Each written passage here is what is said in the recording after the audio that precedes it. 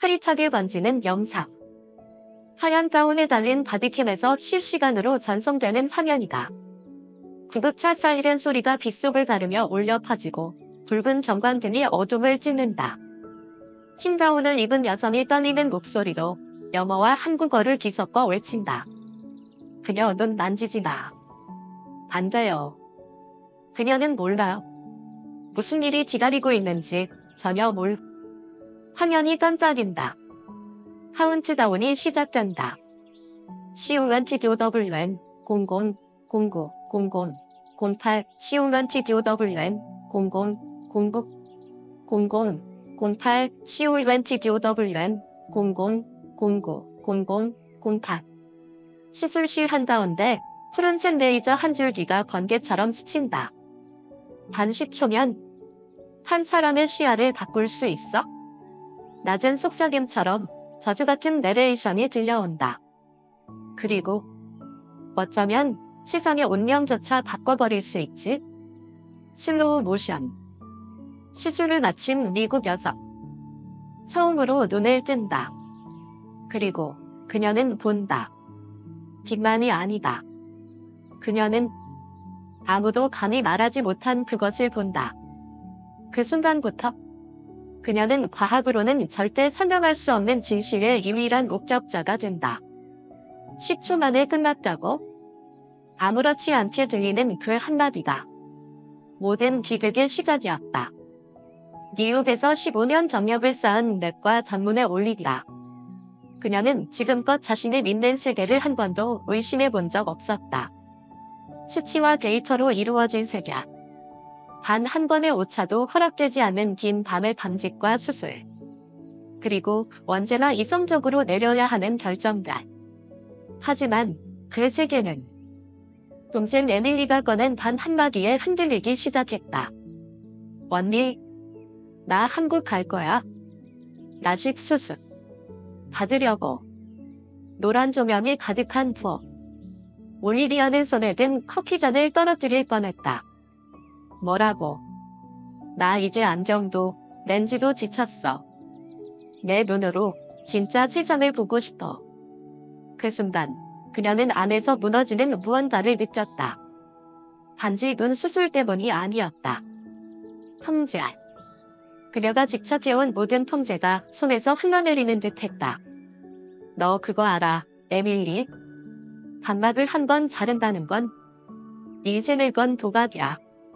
그저 조금 더 또렷하게 보기 위해 너는 그 모든 걸 걸겠다는 거야? 하지만 에밀리는 이미 결정한 눈빛이었다. 비행기표도 예매했고 병원도 예약했고 그리고 그녀는 올리비아가 한 번도 신뢰하지 않았던 것. 결표 한국의학 결표를 믿었다. 한 달 뒤 강남의 한 고급 호텔 32층. 창밖으로 보이는 서울의 야경은 화려하고 숨이 막힐 만큼 정돈되어 있었다. 올리비아는 인정해야 했다. 이곳은 그녀가 지금껏 본 어느 도시와도 달랐다. 거리는 말도 안 되게 깨끗했고 사람들은 과하게 이해에 바르며 커피 맛조차 놀랍도록 완벽했다. 그리고 채밀리가 선택한 병원. 그건 병원이 아니라 마치 우주연구소 같았다. 안녕하세요, 리나라고 합니다. 두 분을 책임지고 케어할 의료 코디네이터예요. 리나는 유창한 영어로 미소를 지었다. 그녀의 눈빛에는 무언가가 있었다. 올리비아가 읽을 수 없는 언어 때문이 아닌 태도 때문인 낯선 감정. 여기엔 판단도 없었고 미국에서 온 고객이라는 과잉 친절도 없었다. 단 하나. 절대적인 확신만 있었다. 검사 당일 올리비아는 에밀리를 따라 병원에 갔다. 여전히 흰가운을 걸친 채 그녀의 상징이자 보이지 않는 바보시였다. 검사실 3번. 그녀는 처음 보는 장비들에 잠시 말을 잃었다. 4D 감막 지도, 이브프론트 분석. 보신 적 있으세요? 리나가 낮게 물었다. 처음 봅니다. 임상에 실제로 적용될 수 있을지는? 회의적이군요. 그럼 한번 지켜보세요. 리나는 다시 한번 의미심장하게 웃었다. 에밀리는 편하게 웃었다. 올리비아는 처음으로 자신이 과거의 사람처럼 느껴졌다. 그날 밤 호텔로 돌아온 올리비아는 경험 기록을 훑어봤다. 모든 서류는 완벽했다. 허가도, 서명도, 기록도 투명했다. 하지만 딱 하나. 발표 제라이지의 직티켓 ESE 21 발표이라는 한 번만 접근 불가로 잠겨 있었다. 그녀는 중얼거렸다. 이건 뭐지? 아무도 대답하지 않았다. 다음 날 아침 에밀리는 수술실로 들어갔다. 올리비아는 대기실에서 시계를 노려보았다. 9분 42초 후 문이 열렸다. 언니, 시선이 이렇게 아름다울 수 있군. 에밀리는 놀라움과 감탄이 뒤섞인 얼굴로 웃고 있었다. 하지만 볼리비아는 웃을 수 없었다. 왜냐하면 에밀리 뒤편 리나는 간호사에게 원단을 속삭이고 있었고 그들의 눈빛은 올리비아를 스쳐 지나갔지만 결코 평범하지 않았다. 새벽 2시 호텔 객실에 올리비아는 도무지 잠을 이룰 수 없었다. 에밀리는 수술 후 보호 안경을 낀 채 고요히 잠들어 있었다. 입꼬리에 어린아이가 크리스마스 선물을 처음 받은 듯한 미소가 걸려 있었다. 하지만 올리비아는 노트북 앞에 앉아 화면의 푸른 빛이 그녀의 차가운 눈동자에 비치고 있었다. 그 눈엔 불신과 날카로운 직감이 가득했다. 말자스틱 도대체 이게 뭐지? 왜 병원 기록에 분사 등급 암호화 파일이 들어있는 거야? 그리고 왜 자꾸 누군가 나를 지켜보고 있는 느낌이지?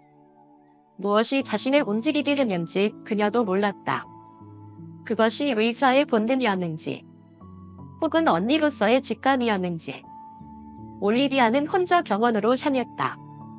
오전 2시 33분 병원의 로비는 아직 불이 켜져 있었고 회전문은 마치 누군가 막 지나간 듯 계속 움직이고 있었다.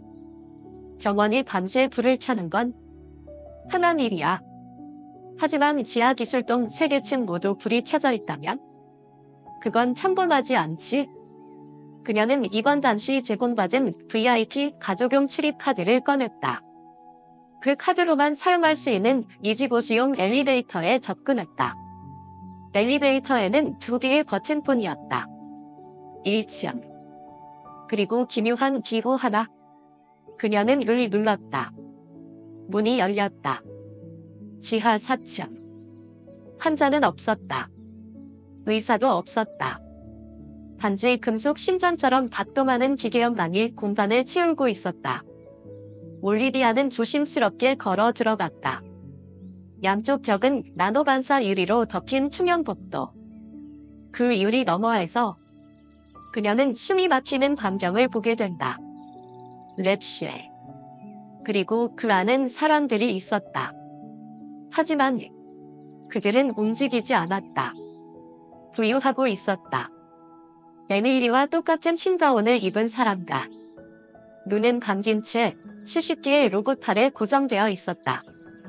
모두가 라식 수술용 안정처럼 보이는 거대한 장치를 착용하고 있었고 그 장치에서는 희미한 청보라 빛이 번쩍이고 있었다. 각 챔버에는 라벨이 붙어 있었다. 다치겠을까.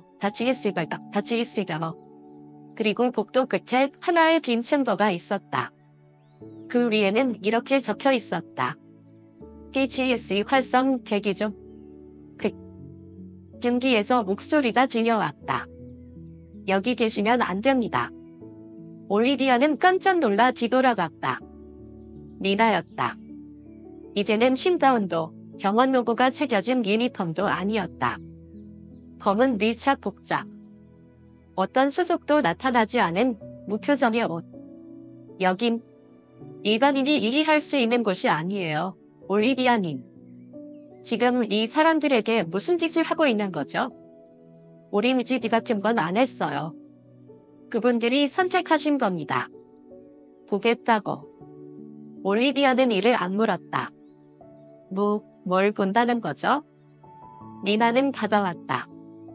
눈빛은 여전히 부드럽지만 말투는 돌처럼 단단했다. 진짜 세계요. 우리가 참소해보지 못하는 빛 너머의 진이시냐. 인간의 몸속 깊은 곳에 숨어있는 무언가. 그리고 당신 동생의 눈을 통해 우리는 그 첫 번째 문을 열었습니다. 호텔로 돌아온 올리비아는 덜덜 떨리는 손으로 문을 잠갔다. 뒤를 돌아보니 에밀리는 여전히 평온하게 잠들어 있었다. 첫 번째 문. 하지만 그녀는 아직 몰랐다. 그 순간 에밀리의 감긴 눈꺼풀 안쪽에서 홍채가 아주 미세하게 경련하고 있었다. 마치 무언가와 조심 중인 듯한 움직임. 그리고 그 무언가는 더 이상 인간의 세계가 아니었다. 서울, 오전 6시 15분. 새벽의 첫 햇살이 야는 커튼 사이로 스며들었다. 에밀리는 눈을 떴다. 하지만 그것은 단순한 깜빡임이 아니었다. 이번엔 그녀는 눈을 뜬 채 47초 동안 한 번도 감지 않았다. 그 시간 동안 에밀리는 창가에 서서 조용히 결표 관찰 결표 하고 있었다. 단상도 멍하니 보기 위함도 아니었다. 그녀는 분석 중이었다. 낮은 편 건물 23층, 센서 등 찾음. 두 번째 검은 SUV 남자.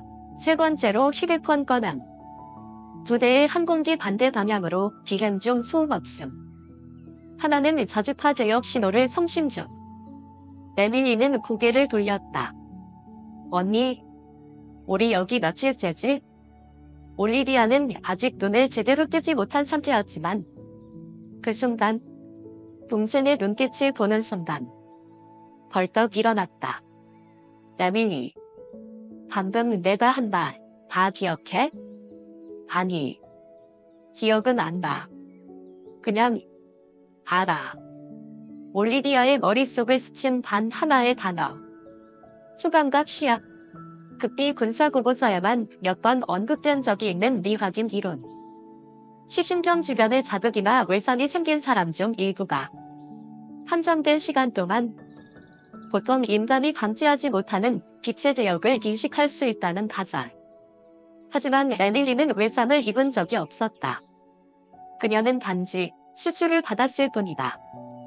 아니, 정확히 말하면 결표 활성화 결표된 것이다. 그날 밤 올리비아는 잠 보러 간다며 호텔을 나섰다. 그러나 그녀의 목적지는 따로 있었다. 박도현. 전직 군사 파동신호 분석가이자 국제 의료 네트워크를 통해 연락한 인물. 그가 살고 있는 홍대 깊숙한 곳의 아파트는 서버와 바이오 분석 장비, 거대한 스크린으로 가득 차 있었다. 라이즈 티켓 GS21이라고. 도현은 손을 멈췄다. 그건 의료 기술이 아닙니다. 2017년에 태기된 계획이에요. 바이오 AI 연구소랑 비공식 통신 대기업이 공동 개발하던 프로젝트였죠. 올리비아는 숨을 삼켰다. 목적이 뭐였죠? 도현은 깊은 숨을 들이켰다. 제3의 시야를 여는 것. 눈과 뇌 사이의 인터페이스를 통해 일반적인 스펙트럼을 넘어선 신호를 감지하게 만드는 실험이었어요. 문제는 그 실험에 참여했던 사람들 대부분이 이상 증상을 겪었다는 거죠. 이상 증상, 빛이 들린다고 했어요. 소리가 보인다고도 했고, 심지어 카메라에 찍히지 않는 존재를 봤다는 사람도 있었죠. 호텔. 올리비아가 돌아왔을 때 에밀리는 조용히 책상 앞에 앉아 종이 위에 무언가를 끄적이고 있었다. 그림이 아니었다. 기호였다. 나서경선, 원형구조. 문자처럼 보이지만 어떤 언어도 아닌 도형적 패턴. 올리비아는 사진을 찍어 도전에게 전송했다. 잠시 후 그가 보낸 단 한 줄의 메시지. 이 기록 2017년에 폐쇄된 실험실 지하에서 마지막으로 발견된 패턴이에요. 언니, 방금 어떤 남자가 우리 반 앞을 지나갔어. 그런데 발소리가 없었어. 그리고 얼굴도 없었어. 에밀리가 속삭였다. 올리비아는 순간 고개를 획 돌렸다. 문은 닫혀 있었다. 복도는 비어 있었다. 하지만 그녀의 심장은 예전보다 2배는 더 빠르게 뛰고 있었다. 시술 회복 중이라 그런 걸 수도 있어. 착시거나 피로 때문일지도 몰라. 아니, 언니는 이해 못해. 나는 눈으로 본 게 아니야. 시선으로 느꼈어. 오후 3시. 올리비아는 병원으로 향했다. 이번엔 혼자였다. 에밀리의 초기안과 검사 데이터를 다시 확인하고 싶습니다. 뭔가 잘못된 것 같아서요. 그럴듯한 틴지였다. 환자 가족으로서 접근권이 있었고 의료 데이터 재검토는 정당한 요청이었다. 하지만 그녀가 전체 데이터 출력본을 요청하자 간호사는 부드럽게 선을 그었다. 죄송합니다. LAS 데이터는 절도 시스템에 보관되어 있어요. 선중 보안 인증 없이는 접근이 불가능합니다. LAS. 그녀의 이마에 주름이 잡혔다. 레이저 어시스티드 센서리 오메이거 프로토콜. 낯선 남자의 목소리가 그녀의 등 뒤에서 들려왔다. 그는 정원장실 복도 끝에서 걸어 나왔다. 명찰도 없고 직책도 없었다. 하지만 눈빛은 모든 것을 꿰뚫고 있는 듯 했다. 당신은 에밀리의 보호자죠. 최초로 PHAS의 활성화에 성공한 사야. 올리비아는 순간 굳어버렸다. 활성화. 대체 뭘? 제3 감각 체계야. 정확히는 인간이 본래 사용하지 못하도록 억제된 결핍 수동 감지층 결핍을 끼우는 실험이죠. 아주 특수한 빛의 충격을 통해 각성시키는 방식. 그는 천천히, 그러나 명확히 말했다. 우리는 그것을 결핍 무관 영역, 바우클리스 레이어, 결핍이라고 부릅니다. 같은 시각, 호텔. 에밀리는 다시 무언가를 그리고 있었다. 이번에도 원형 패턴. 하지만 직원의 손이 살짝 떨렸다. 그녀의 주위 공기는 뿌연 물결처럼 일어났다. 올리비아가 남겨둔 휴대폰 카메라는 스스로 켜지더니 에밀리를 향해 천천히 회전했다. 그 화면의 구석. 한 줄기 검은 연기 같은 것이 스치듯 지나갔다. 에밀리는 카메라를 뚫어지게 바라보았다. 그리고 미소 지었다. 언니도 보고 있어? 그들은 지금 나를 테스트 중이야. 정원장실. 그 남자는 조용히 그러나 멈추지 않고 말을 이었다. 올리비아 박사님. 왜 이전에 모든 제3감각 실험이 실패했는지 아십니까? 그 누구도 내가 감당할 수 없는 양의 정보를 의식과 감각을 분리하여 처리할 수 없었기 때문이죠. 하지만 에밀리는 달랐습니다. 그녀는 이중 뇌회로를 가진 매우 드문 구조예요. 감각과 인지를 완벽하게 나누어 처리할 수 있는 능력. 그래서 그녀는 결핍 이 세계와 다른 영역을 연결하는 게이트 결핍가 될 수 있었던 겁니다. 올리비아는 온몸이 얼어붙는 느낌을 받았다. 당신들, 내 동생. 실험체로 쓰고 있는 거야? 남자는 고개를 저었다. 아니요. 저기는 그녀를. 눈을 뜬 자. 결핍도원 WHO 결핍라고 부릅니다. 그날 밤, 호텔. 올리비아는 침실에 몰래 설치한 카메라를 작동시켰다. 오전 3시 12분. 밤하늘은 캄캄했다. 작은 적외선 점 하나만이 깜빡이고 있었다. 에밀리는 조용히 몸을 일으켰다. 말이 없었다. 눈도 깜빡이지 않았다. 그녀는 앞을 향해 손을 뻗었다. 그리고 그 주위의 공기가 물결치기 시작했다. 손가락 사이로 실처럼 빛나는 선들이 튀어나왔다. 그 선들은 서로 꼬이며 소용돌이를 그렸다. 그 순간 카메라에 잡히지 않는 곳에서 목소리가 울렸다. 시야, 안정됨. 다음 단계로 진입합니다. 에밀리는 고개를 끄덕였다. 카메라를 향해서가 아니었다. 그녀는 결투 카메라 너머에 무언가 결투를 향해 고개를 끄덕이고 있었다. 서울 지하 6층 LAS 조직의 비밀 실험실. 올리비아는 조용히 에밀리의 손을 잡고 있었다.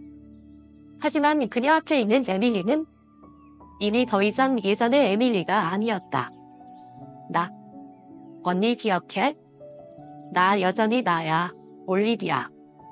단지 이제는 더 많은 걸 볼 수 있을 군. 에밀리의 눈은 더 이상 단순한 20분의 이식 시력이 아니었다. 그것은 인간과 어떤 미지의 존재 사이를 연결하는 관문이었다. 천장의 거대한 스크린에 붉은 텍스트가 떠올랐다. 최종 단계 활성화 모함이 JSTM.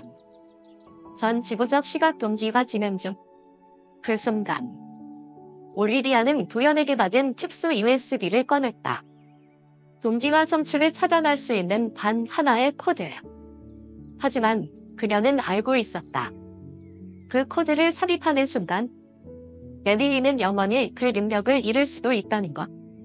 그리고 다시는 깨어나지 못할 수도 있다는 것. 예전처럼 살 수도 있어, 에밀리. 모든 걸 보지 않아도 돼. 전 세계의 시선을 혼자 감당하지 않아도 된다고. 에밀리는 천천히 고개를 저었다. 안 돼, 언니. 세상은 누군가의 눈뜸을 필요로 해. 언니도 의사잖아. 때로는 아픔을 받아들이는 게 더 많은 생명을 살리는 길이라는 거 잘 알잖아. 올리비아는 아무 말도 할 수 없었다. 입술이 떨렸다. 위에서 숫자가 깜빡이며 줄어들고 있었다. 00, 15, 00, 14. 에밀리는 중앙 플랫폼으로 걸어갔다. 뒤돌아 살짝 웃었다. 한국에 처음 도착했을 때와 똑같은 미소였다.